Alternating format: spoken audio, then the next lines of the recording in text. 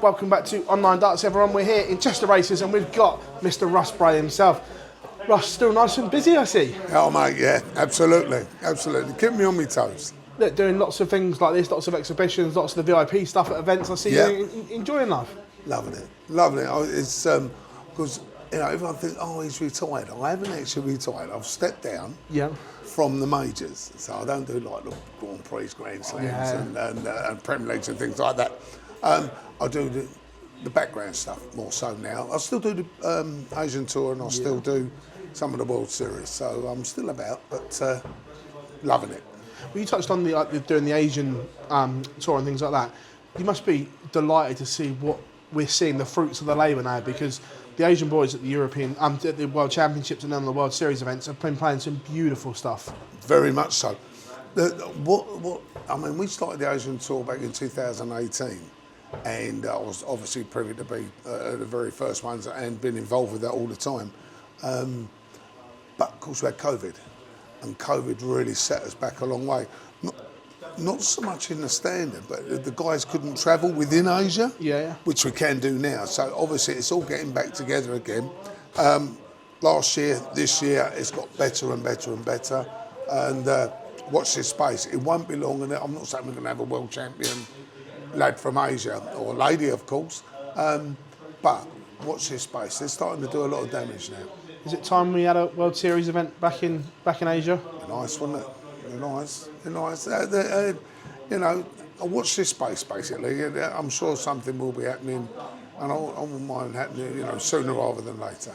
Obviously, you're there a lot on the ground. What country would you like to see it go to first? What's the hotbed that we should attack first? The hotbed is the Philippines. I mean, they're the main guys. You've got three in the top 5 Asian players are from the Philippines and 5 in the top 10. So that gives you some idea. They've got it all there in depth as well. Certainly the Philippines. Another place that would be very, very good to go to would be India. That's for sure, because that's starting to become a little bit of a hotbed now for darts. So again, watch this space. Yeah, absolutely. Look, obviously you were in Glasgow on Thursday night. I'm going to get your take as a referee, because whistling and while playing is now ruining big games of darts. We've seen it before, but right now it is genuinely spoiling the sport, and it's like the thing that no one wants to see, and it's happening more and more. You've been on the stage. What's it like when it happens? It's the worst thing in the world. If someone whistles, it goes right through you, literally right through you. But I really do not see the point of someone whistling. Unless I'm assuming they've got a bet on and they don't want whatever player it is to win. But it's just spoiling it for everybody. What surprises me is whoever it is whistling is stood alongside somebody. Why don't they say something, or just put their hand up and just let us know, There should be signs up now when you're walking in. Anyone that is whistling, or disrupting it like that will be thrown out the all the time. And that's got to happen. That's now got the security side of it, has got to get hold of it, pinpoint where it is, and throw the people out, and it is ruining the game. It's these boys are in there, they're the top boys in the world, and they've got to come up against some idiot, some clown, someone out for a laugh, just spoiling it for everybody, not just the players. Look, it is, like you say, spoiling the game. And I know Kirk's spoken about this quite a lot, that at Grand Slam he said he didn't do anything because they just get worse, and now he's almost proved the point where he did do it at the Premier League and it made them worse. You've got, there's ways of actually doing that as well. I've always maintained, I wouldn't turn around and say to someone to stop doing what they're doing. Pinpoint it out. You tend to turn around and say, best of all, please, because people know what you're talking about. Yeah. If you turn it like Kirk did, ladies and gentlemen, please do not whistle. 4,000 people are going to whistle, because that's the mentality of people these days, in that respect. So, you try and, it's as much as you can do. As a referee, we used to get, oh, you didn't say this, you didn't do that. What can you do? What can you do? It's no point in us turning around and saying, thank you very much, ladies and gentlemen, please, the very best of order. and nothing else is happening behind us. Yeah. You do need, there needs to be, even if it's a little, I don't know, plain clothes people in there, just all of a sudden whistle. They can amble around, find out in the area of where they're whistling, and then bang, wake them out. Get rid of them. You refereed Luke Littler's first World Championship final.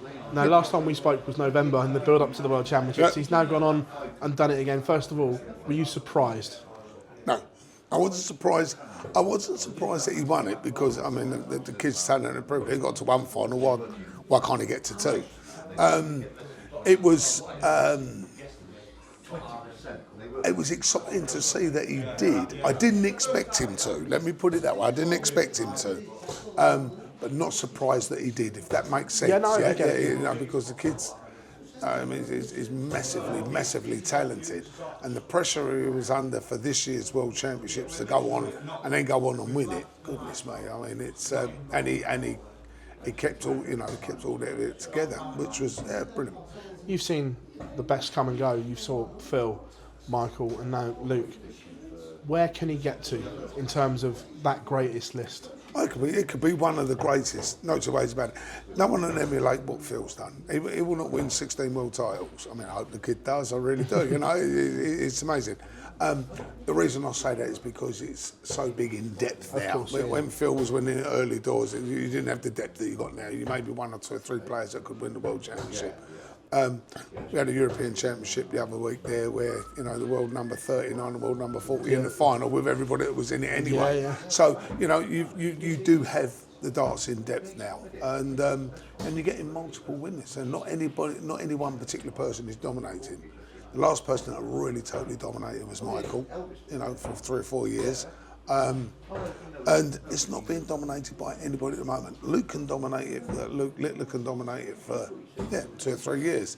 But he's got massive rivalries with Luke Humphries, massive rivalries with Michael, Michael Smith. These people, Rob Cross. You can keep going. Your Chris Dobies, Nathan Aspinalls. It's. I don't think anyone will particularly dominate, but he will do. He will win titles. Not too bad about that. As well, darts has got a new or continued home for the next 5 years. The Sky deal is finally signed. Fantastic. Massive money injection into the sport. Yep.